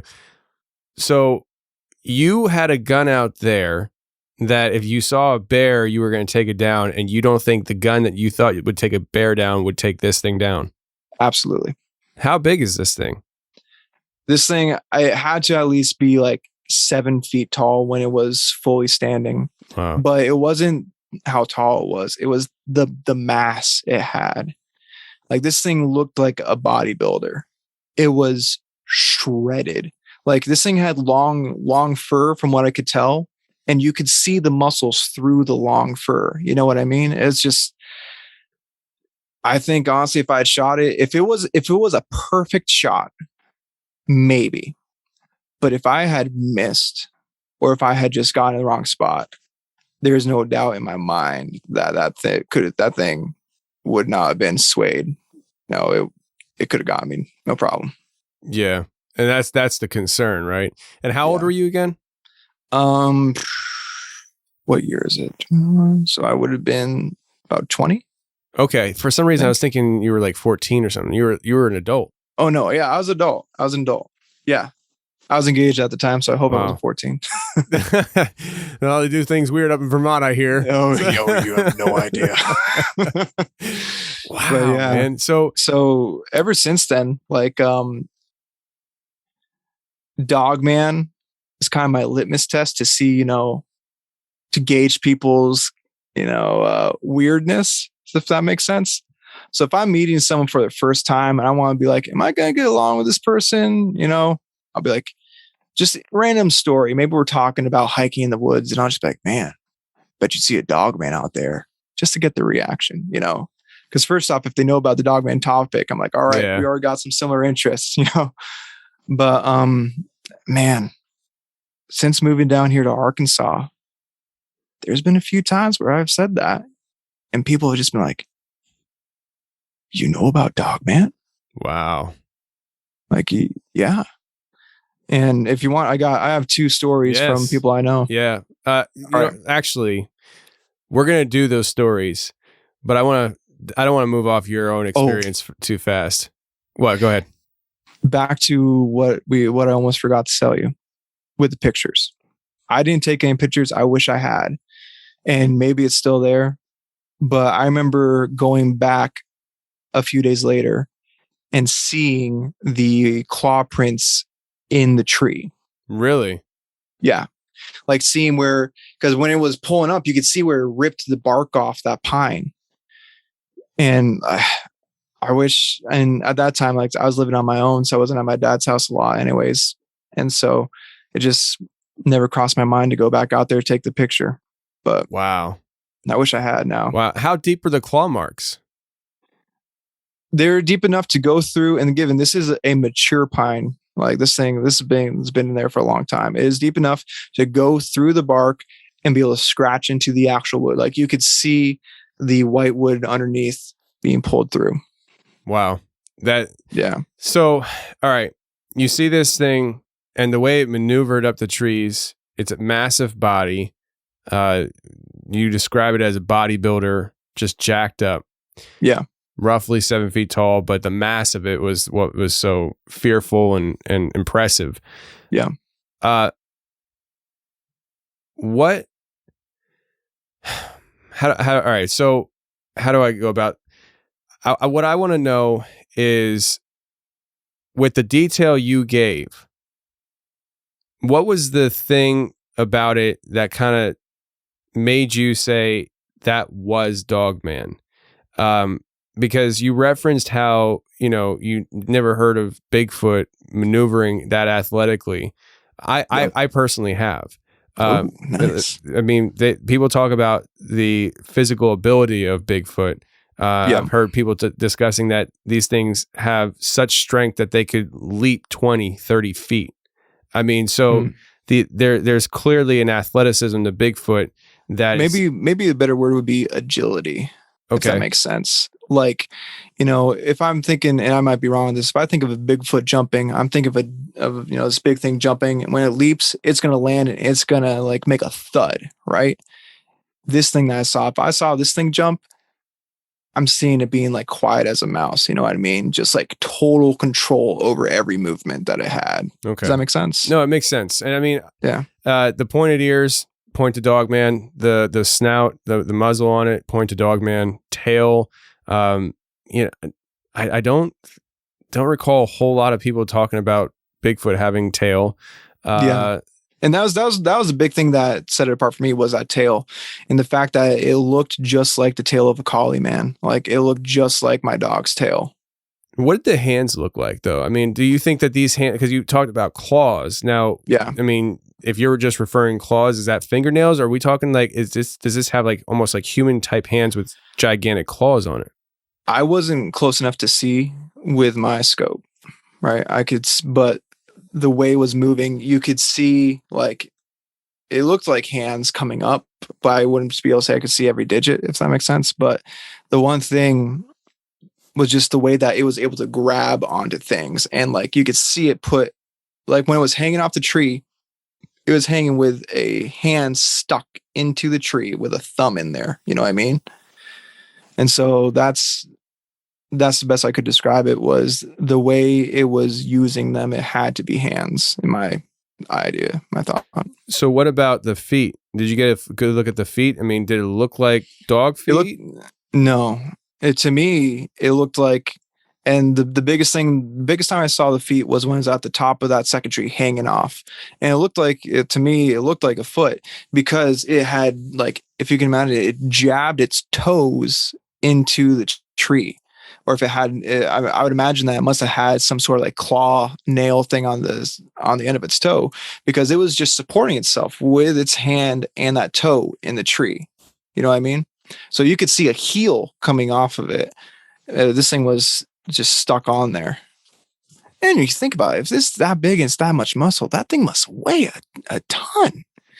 And so to have that much strength with its nails or claws and hanging on a tree just off of those two, like this thing, it was all there. Yeah. Now, the way you described it moving throughout the whole story, it seemed like it was on a mission. Do you think that mission was just travel, or do you think it was hunting? I think travel, honestly, because that's the thing. It was, and now that I think about that, that's interesting, because the area that was coming down the trails, like I said, had just been logged, and they had left new growth, which would make sense why it was, or younger growth, I should say, not new growth, why it was at a lower level. And then when it got deeper into the woods, that's when it went up the tree to travel further up. So I think that's what it was. It was just traveling through the woods, getting to, wherever it needed to go. That's amazing, because I mean, the way you describe it, and you said it before, I mean, it sounds like or I think you described like the arms reach like an orangutan or something like that. Yeah. I mean, the way you describe it sounds like a monkey moving through the trees. It does, doesn't it? Very fluent, and just like it's done it. It's born to do it. Yep. And man, it makes me think I need to look up a lot when I go to Kentucky hunting for this Dogman. Oh man! So yes, please do. I'm going to be looking in the trees as well. I'm slowly purchasing equipment such as motion sensor detectors, a drone to be able to fly like 15 feet above you. I have some cameramen coming with me. One's from Ohio who worked in the media, and another one who's done stuff with History Channel from Texas. Oh, cool. And I'm bringing stuff. I'm getting motion sensors for around our camp. I'm getting the whole everything, the traditional stuff like game cams. We're going to be baiting it, trying to get it to come in and all that stuff. And so, man, just be careful. Everybody I want to continue hearing your podcast. Okay. Listen, everybody's got to die at some point. So yeah, that's at least yours will be legendary. We'll be able to finally prove it once and for all. Well, if the tape ever gets out of the woods, but that's it true. would be freaking legendary. Can you stream it? I mean, not saying I'd want to stream your demise or anything, but I'm not streaming because the whole point of this trip is to create a show, an episode for Legion of Legends. Gotcha. So I don't want to live stream and have it all skippy because there's bad connection. Yeah. Yeah, no, that would be legendary. Like I'd be okay with that if I died like that. I mean, that's going out in style right there. You all will remember my name. You know, yeah, that's right. So it does. Hearing your story though gives me a little more things to think about as far as how I'll approach my expedition in October. But very, very interesting. Let me ask you this, parting from your experience here. What do you think that is? What you saw? Do you think it's a supernatural thing, a natural thing, a hybrid, a government hybrid? What are your thoughts? Man, my idea on this it changes as the week goes. You know what I mean? Back then, I saw it as an animal because I saw it in the woods. Now, because I've gotten deep into the Dogman hole and just like seeing where it goes, and you know, I subscribe to the whole Nephilim's theory, I think, more than anything. But also like just the fact that, you know, when you look back in history, like Herodotus mentions them in his histories, and there's Alexander the Great is talked about them fighting these dog-headed men, these like massive warriors over in India. And even at that, you look at back, I think it's like Saint Christopher is always before, I think is like the year 1430. Saint Christopher was always depicted as having the head of a dog, because what I understand, don't quote me, the original story about that is that a missionary from Ethiopia went to witness to a tribe of these dog-headed men, and one of them got saved, and he went out to, you know, do his missionary work, you know. And so I think, first off, I've seen one, they exist. I think there is a spiritual aspect to them, just from not my personal experience, but from the experiences I've heard where these things, I believe that they feed off of fear. And from that, I think that wraps nicely into the whole Nephilim idea, that these things were like a hybrid that are half physical and half spiritual, where they can, you know, like with Kyle's story where, you know, this thing was eating a coyote. It needs sustenance to live. But in other people's stories where it feeds off their fear as well. And so I think it's along that vein, honestly. Okay. No right or wrong answers. I never saw one, so how could I tell you, right? So I mean, that's but going off onto one of the other stories, I'm convinced the government knows, and they're keeping it under wraps. Tell me about it. Just talk to me. Tell me. All right. Tell me. Arkansas, man. So first off, Arkansas is ripe with stories. It is crazy. And again, talking to a guy that I met down here, I was like, hey, you know, we're talking about stuff. I'm like, so you ever heard of Dogman? He's like, what's Dogman? I told him, like, yo, you know, think about like the movie Van Helsing. It's like the werewolf from that. Basically a werewolf that doesn't turn back into a human.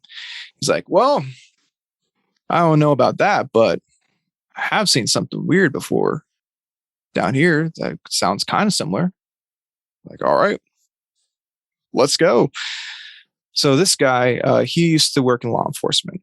Right. And him and another one of his buddies was also in law enforcement. They were fishing in a different county. And while they're fishing, they're right off the road, like down a bank, and they hear a truck driving by, and then they hear the brakes squeal, the tires screech, and it comes to a stop. You just hear bang, like, oh crap, someone got into an accident. And so both these guys, being cops, they ran up the thing just to go see if they're okay, and they look, and there is a truck. There's an old guy driving an old pickup truck, and he hit this thing, and he told me that it was a hyena. I was like, what? He's like, I kid you not. This thing was a hyena, but it was the size of a bear. It's like, oh, hold on a second. And right now, right when I heard that, my mind's going, because if you're into the Dogman stuff, you know that there's different types of Dogmen. And one of the variants that they talk about are these hyena ones. That they have the head of a hyena. They're super vicious. I've heard people talk about seeing them in Arkansas, Texas, Oklahoma, even Australia. So right when it says hyena, I'm like, well, first off, there's no hyenas in Arkansas. But when he told me it's the size of a bear, I was like, what do you mean the size of a bear? He told me it's not just that it was like a big dog. It was long.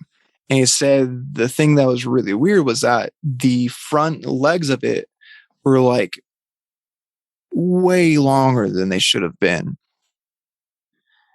And it's like, I'm thinking right away, this is a dog man. Yeah, this guy just hit a dog man that was running across the road.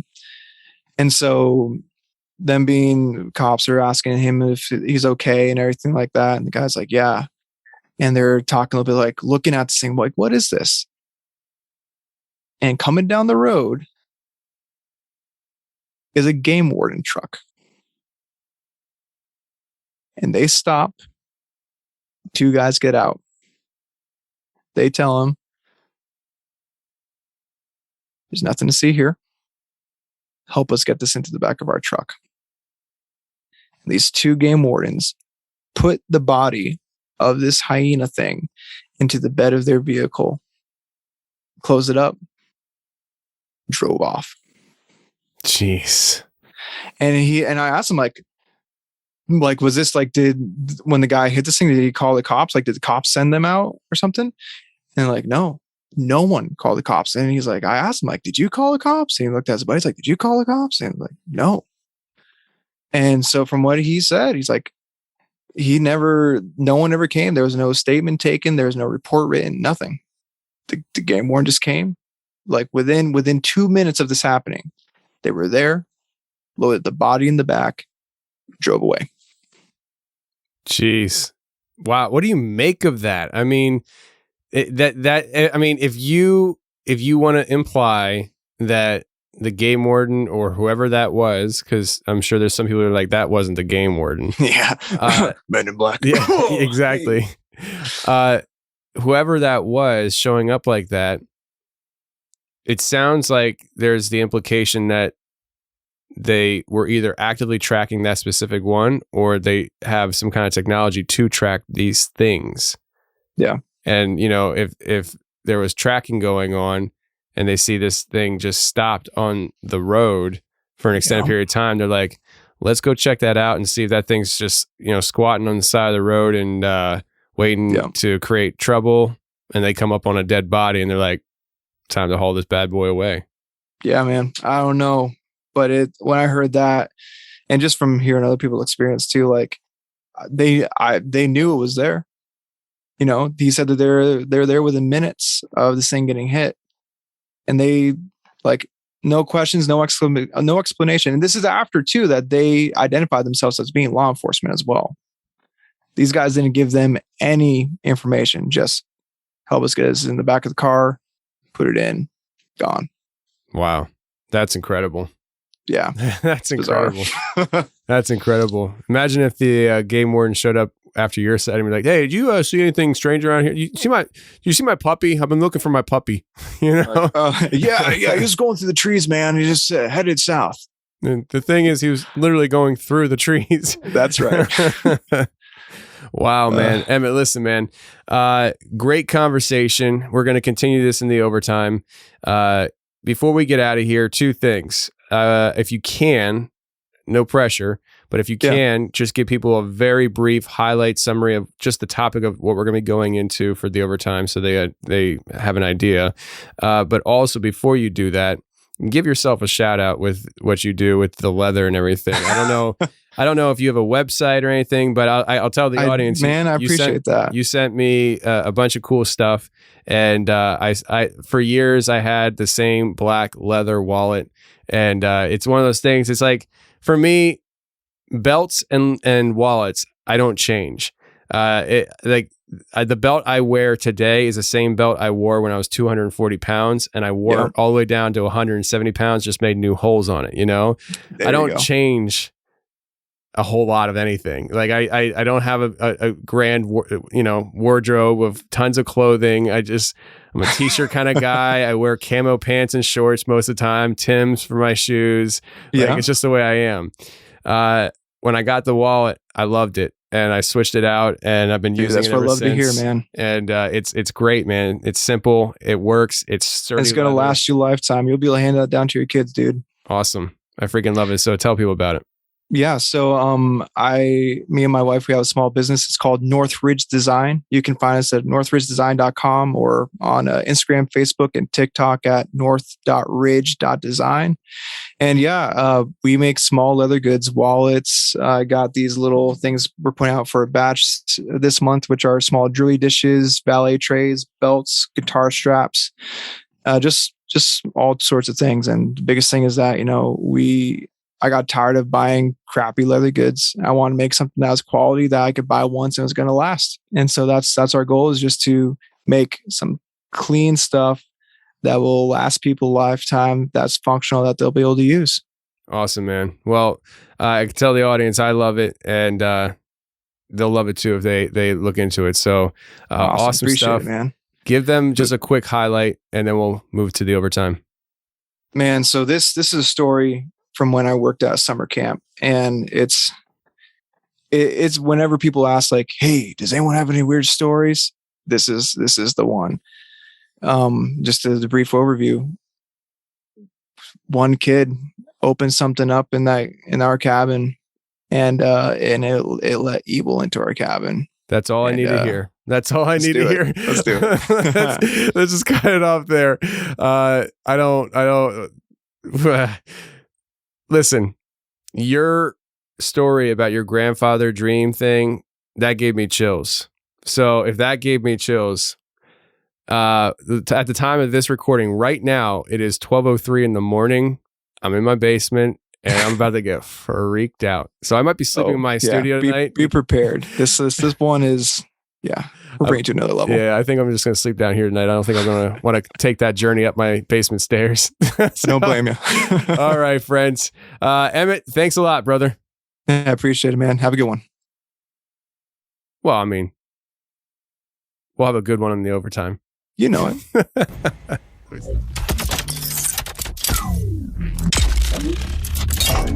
Well, that's the show, everybody. I really hope you enjoyed it. And if you did enjoy it, please go ahead and share the show with anybody and everybody that you know. You all have cell phones in your pockets. Just pull the cell phone out, take the link of what you're listening to right now, whether it's YouTube or on a podcast app. Take the link and share it with at least 5 people. I appreciate it in advance. I doubt most of you will ever do that. But anyways, thank you very much for listening to the show, friends. I'm really glad that you're here. I'm really glad that people continue to come in on a weekly basis to listen to the Confessionals. And I'm telling you right now, if you're a member, hit the overtime segment right now, because I promise you, it is going to be an all-timer, and you're going to be left with your jaw dropped, dragging on the floor, because Emmett talks about the time that he was working at a Christian camp, and there was a little boy there that seems like maybe he wasn't even a little boy, and there was warlocks involved and crazy stuff. I promise you, you're going to absolutely love the overtime segment if you're a member. So go there, check it out, and let me know what you think about it on the post that we post on Instagram for this show. All right, for the rest of you, until next week, stay safe, take care, and remember, the truth will set you free, but first it'll piss you off. Bye. Growing up, I went to summer camp almost every year from the time I was like 10 years old. And as time goes on, you get out of the camping age, and at that point, I was able to go on to be like they call it teen service at that camp, where you kind of go, you help out, clean dishes, wash things, clean stuff, you know. And then after that, I got to be a counselor. And camp for me was always fun. It was always great. And for the years I worked there, it was great too. But this story, man, it's something else. And so we had a kid in our cabin. His name was Zachary. So we're sitting in our cabin. We're getting ready to go to pool time. Zachary comes over. He's like, "What's a sorcerer?" And I was like, well, you know, it kind of depends in what the context is. Like if we're talking like Harry Potter, that's one thing, but are you... And Zachary looks up at him. He's like, "Well, I was just wondering, could the sorcerer summon demons? If someone was a sorcerer, how would they be able to get like the demons to like talk to them and stuff?" That day they packed us a like picnic lunch, right? And so they had enough food for the kids to have like some carrots and a PB&J and stuff. And I'm handing out the carrots, and Zachary's there, and I put some carrots on his plate, and he's like, "I want some more carrots." I was like, "Well, buddy, go ahead, finish what you got. When you're done, I'll give you more," you know? He's like, "I want more carrots now." And so we go throughout lunch, and I look over, and Zachary hasn't touched a single carrot there. And I look, I'm like, "Hey, Zach, listen, you gotta finish those carrots, buddy. You asked for them, you took them, you gotta finish them." He looks at me, he's like, "No, I don't want to finish the carrots." The day goes on, he misses pool time, we get to dinner. I'm standing in line, and I'm behind this kid. And he looks over, and the lunch lady is handing out the macaroni salad. And she gives him a scoop of salad. And he looks back at me, he looks at her and says, "I want another scoop." I was like, "Whoa, Zach, listen, we just went through this. Let's not do this again, okay? Let's take one scoop." And he's like, "I want another scoop." I'm like, "Listen, if you take a scoop and you don't eat it, you're not gonna have dessert."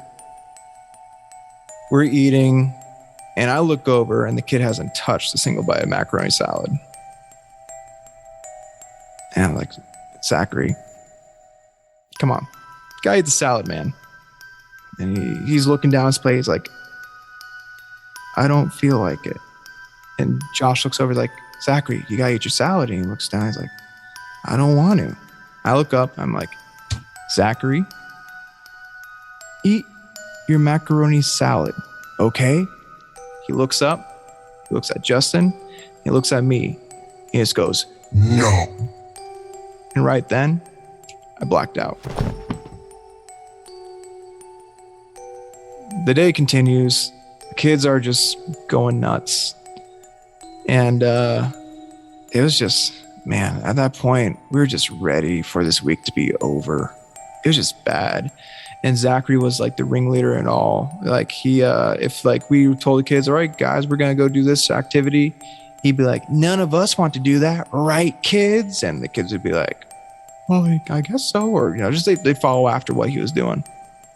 At the end of the day on Friday, what we would do is before we would go to dinner, and then afterwards, after dinner, they go to like the award ceremony, we'd all clean the cabin together.